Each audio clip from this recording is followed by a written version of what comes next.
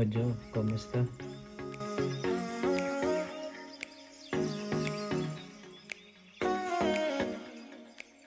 Ako nga pala si Ad, OFW dito sa UK. People are asking, bakit pa kami nag-transfer dito? Maganda naman ang work namin sa Pinas.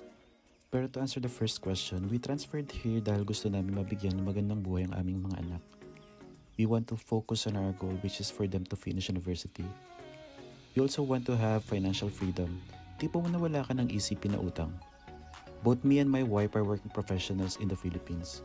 Nag-work kami sa mga best companies in Manila. Maganda naman ang sahod, pero di pa din stable financially.